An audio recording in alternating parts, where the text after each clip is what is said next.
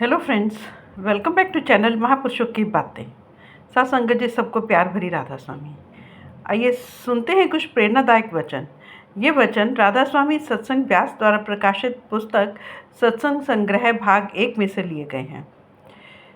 इस पुस्तक के पृष्ठ संख्या 50 पर हजूर महाराज चरण सिंह जी फरमाते हैं, उस नाम के अमृत का स्वाद बड़ा मीठा, सच्चा और पवित्र है। उस स्वाद को पाकर दुनिया के सब स्वाद फीके पड़ जाते हैं। जब हमारा मन उस नाम रूपी अमृत को पीना शुरू कर देता है तो संसार के सब स्वाद फीके हो जाते हैं और हमारे अंदर से अहंकार की रुकावट दूर हो जाती है। तब हमारी क्या हालत हो जाती है? हरि की भक्ति सदा रंग राता। हम हमेशा के लिए मालिक की भक्ति के रंग में रंग जाते हैं। उठते बैठते चलते फिरते हमारा ख्याल उस मालिक की भक्ति में लगा रहता है। हमारा ख्याल और हमारा प्यार या तो दुनिया की ओर होगा या परमात्मा की भक्ति की ओर। शब्द और नाम की कमाई करने से दुनिया का प्यार टूट जाता है और परमात्मा का प्यार जाग उठता है। सो आप फरमाते हैं कि नाम की कमाई करने से हम परमात्मा की भक्ति के रंग में रंग जाते हैं। शराबों, कबाबों, दुनिया के धंधों, बाल बच्चों के मोह, कौमों, मजहबों व मुल्कों के झगड़ों में से निकलता है और मालिक की भक्ति की ओर ले जाता है। इसलिए गुरु साहिब शब्द और नाम की महिमा करते हुए फरमाते हैं कि ये वाणी सचखंड से उठती है और हमें साथ ले जाकर वापस सचखंड में ही समा जाती है। यह वाणी दिन रात हम सबके अंदर धुनकारे दे रही है। हम अपने ख्याल को 9 द्वारों में से निकालकर शब्द के साथ जोड़कर वापस उसी जगह पहुंच सकते हैं जहां से शब्द आ रहा है। इस वाणी ने सारी दुनिया की रचना की है। इसके आधार पर खंड ब्रह्मांड खड़े हैं। यह वाणी सतयुग में भी थी, द्वापर और त्रेता में भी थी और वही वाणी आज भी है। वह वाणी कभी नष्ट नहीं होगी, कभी फना नहीं होगी। गुरु साहिबानों द्वारा लिखी हुई वाणी उस अविनाशी वाणी की महिमा करती है। इस वाणी को पढ़ने से उस वाणी के साथ ख्याल को जोड़ने का भेद और तरीके का पता चलता है। उसे प्राप्त करने का शौक़ पैदा होता है। यह वाणी हमारा साधन और जरिया है।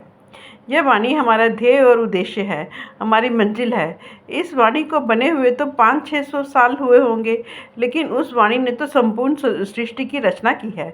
गुरु नानक साहिब फरमाते हैं कि जब तक हमारा ख्याल उस वाणी के साथ नहीं जुड़ता, हम जन्म मरण के दुखों से किसी हालत में भी छुटकारा नहीं पा सकते। असल में जो हमारा गुरु है वह वाणी है। उस वाणी को चाहे शब्द कहकर पुकारे, चाहे नाम, उस ताकत को कलमा, बांगे आसमानी, इसमें आज़म, लोगास या चाहे जिस लफ्ज़ के द्वारा याद कर लें।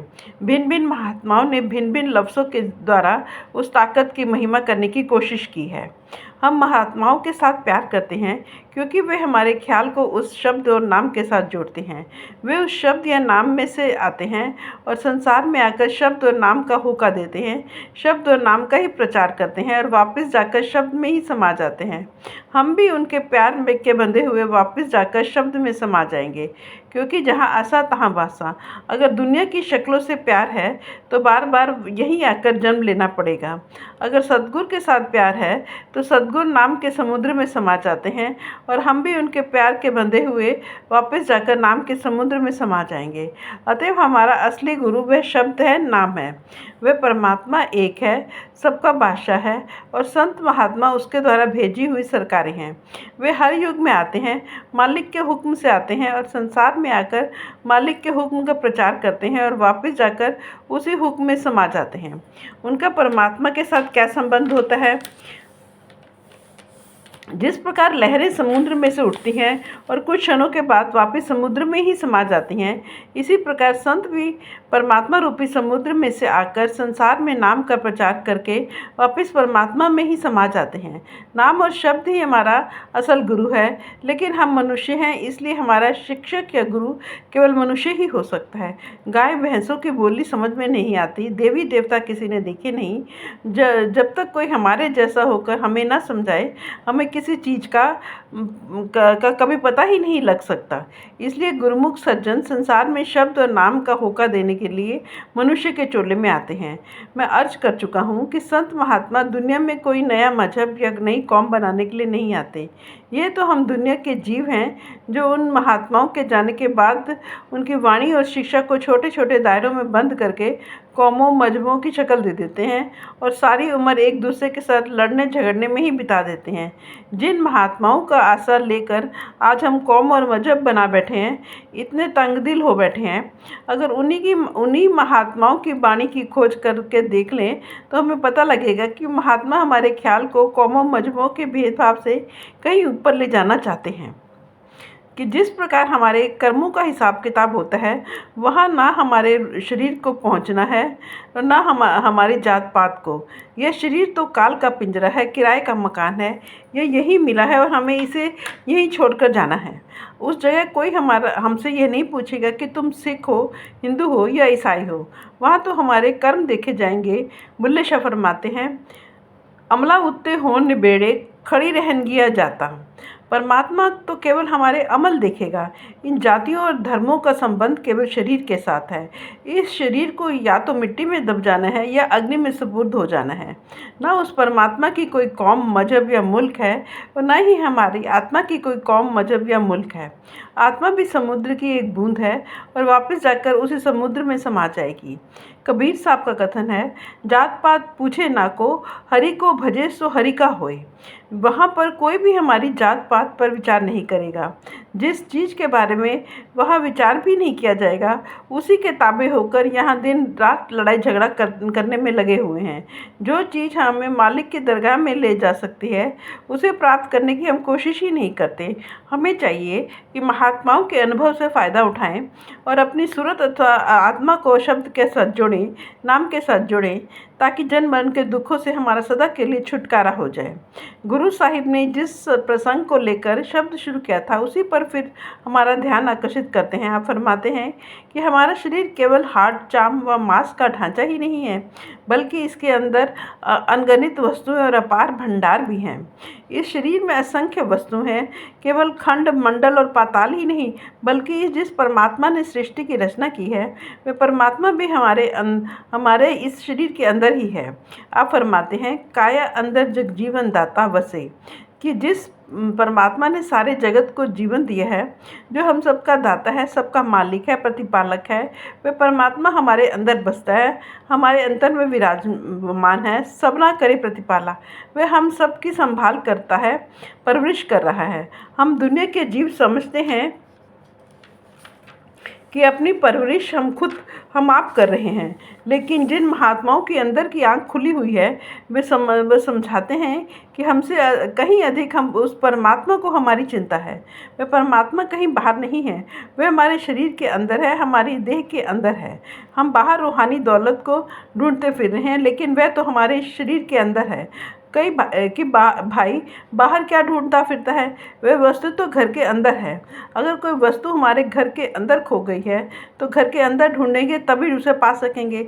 शीश तो घर के अंदर है, और यदि हम उसे बाहर सड़कों और गलियों में ढूंढना शुरू कर देंगे, तो चाहे जितनी देर ढूंढते रहें, हम उसे नहीं पा सकेंगे।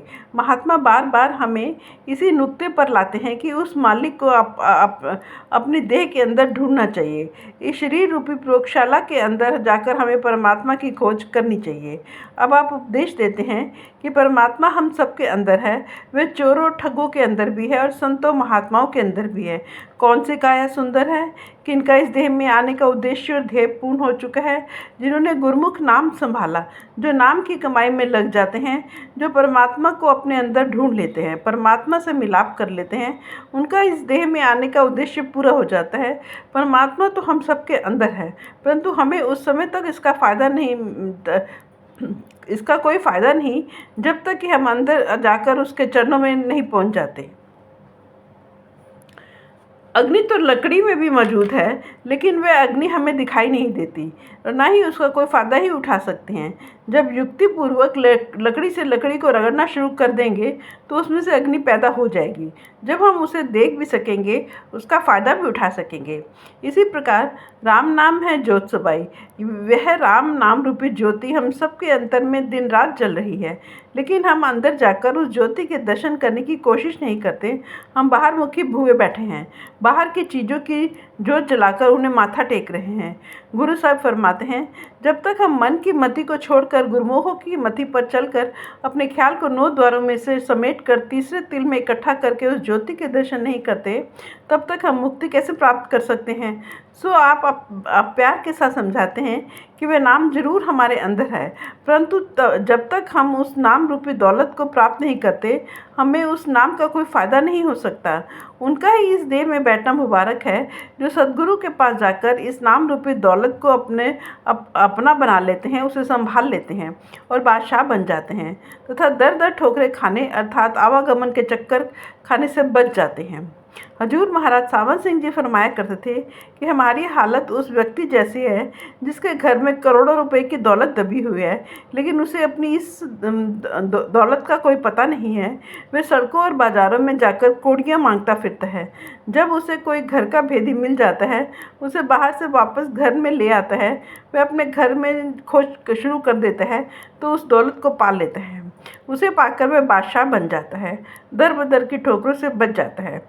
यह इंसान का जामा परमात्मा ने केवल अपनी भक्ति के लिए, अपने प्यार के लिए बख्शा है। बाल बच्चे तो हमें हर जन्म में मिलते आए हैं। खाना पीना ऐशो इशरत हम हर जन्म में करते आए हैं। अगर कोई अनोखी बात है जो पहले नहीं कर सके और अब कर सकते हैं, तो वह केवल मालिक की भक्ति है, शब्द और नाम की कमाई है। यदि देह में बैठकर शब्द और नाम की कमाई नहीं करेंगे, तो हमारा इस देह में आने का उद्देश्य और ध्येय कभी पूरा नहीं हो सकेगा। सो गुरु साहब बार बार हमारे ख्याल को उसी बात पर ले आते हैं कि गुरुमुखों की शरण में जाकर अपने आप को शब्द और नाम के अभ्यास में लगाना चाहिए। फ्रेंड्स, अपनी इस वीडियो को आज हम यहीं समाप्त करते हैं। अगले वीडियो में आगे बढ़ेंगे। Thank you.